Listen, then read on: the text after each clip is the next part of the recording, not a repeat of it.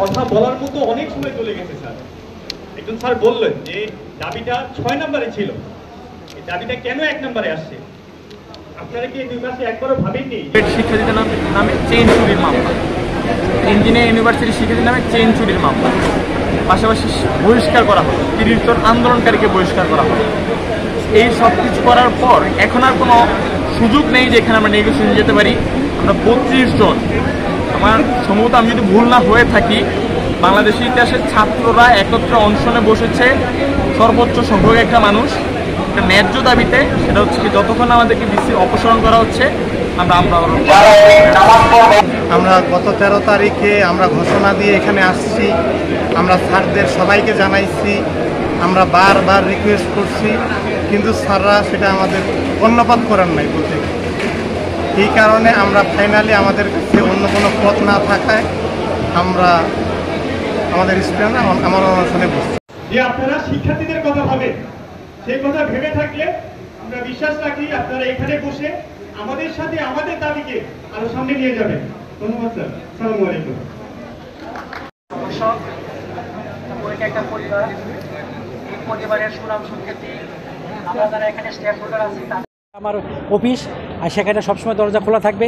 তোমরা যখন মন চায় তখন আমাদের সাথে কথা বলতে পারো, এবং আমার শিক্ষকবৃন্দও আবার এদের সাথে আসবে, আবার এদেরকে রিকোয়েস্ট করবে, আমাদেরকে বোঝানোর চেষ্টা করবে।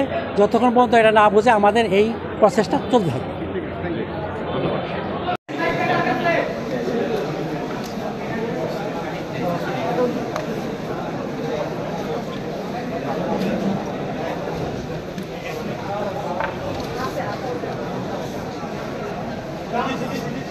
আমরা যারা অফিসার, আমরা তো পড়াশোনা করতে আসছি, আমরা একটা দাবি জানিয়েছিলাম যে হলগুলা খুলে দিলে আমরা যদি আসতে পারি, ক্যাম্পাসে এসে শিক্ষার্থীরা বসে হচ্ছে একটা ডিসিশন জানাইতে পারবো।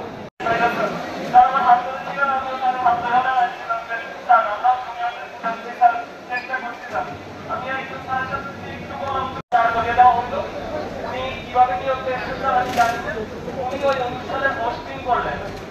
তো স্যার আমরা তো স্যার ক্লাসগুলো আপনাদের পিছিয়ে ওই পদে থাকা ব্যর্থ, অন্তত তিনি পার্সোনালি হয়তো অনেক চেষ্টা করতে পারেন, কিন্তু আমাদের তো দায়িত্ব ছিল নিরাপত্তা রক্ষা করা। তো আমরা দেখবেন দুষ্কৃতিকারী বলছেন গুটি পয়েন্ট, দেখেন স্যার আশেপাশে গুটি পয়েন্ট মনোযোগ না প্রত্যেকটা 7 তারিখ। তোমরা আন্তরিকতার সাথে এগিয়ে আসো যে স্যার বা ম্যাডাম আমরা আপনাদের সাথে আছি, আমাদের দেখেন প্রবলেমগুলো কিভাবে সলভ করা যায়।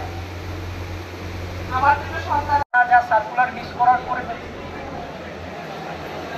আমরা সমাধান আরো আগে চাইতেছি, সমাধান আরো আগে।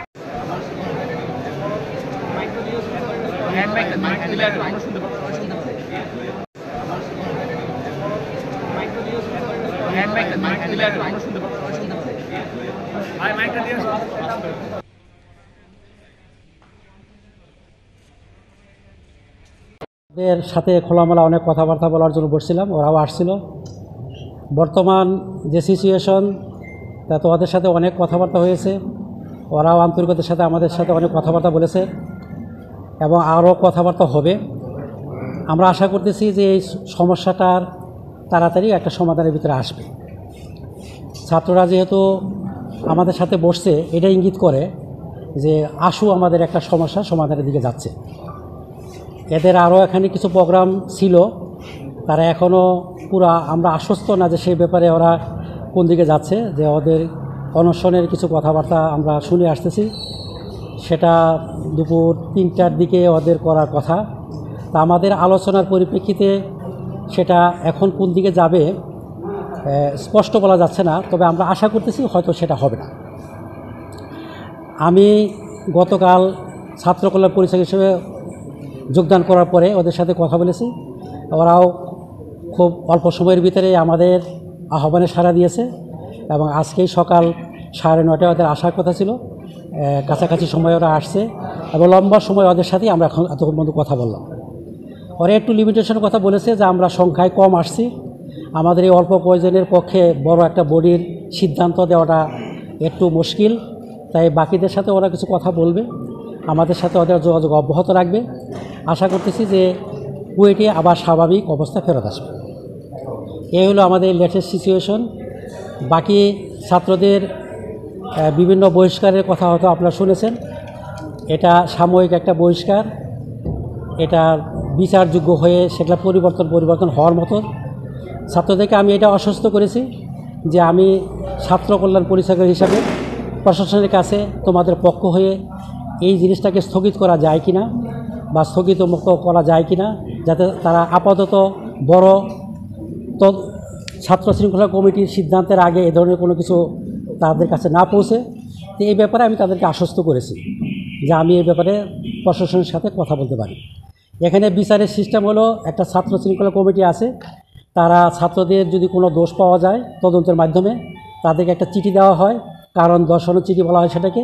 সেই চিঠিতে তারা যদি সন্তোষজনক জবাব দিতে পারে তারা নির্দোষ, তো অধিকাংশ ক্ষেত্রেই তাদের কোনো শাস্তি হয় না। আর যে ক্ষেত্রে তারা উত্তর দিতে পারে না আর আমাদের কাছে প্রমাণ থাকে, সেখানে শাস্তি হয়। শাস্তির পরেও তারা একাডেমিক কাউন্সিলে এটাকে আপিল করতে পারে।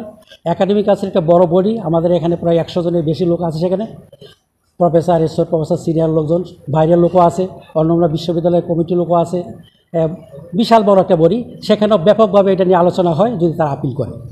এরপরেও যদি তাদের শাস্তি অব্যাহত থাকে, তারা বাংলাদেশের কোর্ট আছে সেখানে যেতে পারে। এটা হয়তো আপনারা অবগত হয়েছেন যে অনেক সময় অনেক শাস্তি হয়, কোর্ট থেকে সেটাকে খালাস দিয়ে দেওয়া হয়। তাই ছাত্রদের মানে ভয় পাওয়ার কিছু নেই এখানে, যে আমাদের কিছু একটা হয়ে গেছে, নির্দোষ কেউ যাতে শাস্তি না পায় এই ব্যাপারে আমি তাদেরকে আশ্বস্ত করেছি যে আমি যেহেতু ওই কমিটিতে একজন সদস্য, আমি এই ব্যাপারে তোমাদের জিনিসগুলোকে পুঙ্খানুপুঙ্খ দেখার চেষ্টা করব। এই ছিল আজকের আপডেট। এবং ওদেরকে বলছি, তোমাদের যেহেতু বিভিন্ন জায়গায় বিভিন্নভাবে আসো, তোমাদের যদি খাওয়ার কোনো সমস্যা হয়, ছাত্র কল্যাণ পরিষদের ছাত্রদের কল্যাণের স্বার্থে আমি আমার ডিএসডব্লিউ অফিসে খাওয়ার ব্যবস্থা করে দেবো। আজকে দুপুরে তাদেরকে দাওয়া দিয়েছিলাম, বলছে আজকে দুপুরে খাওয়ার ব্যবস্থা আছে।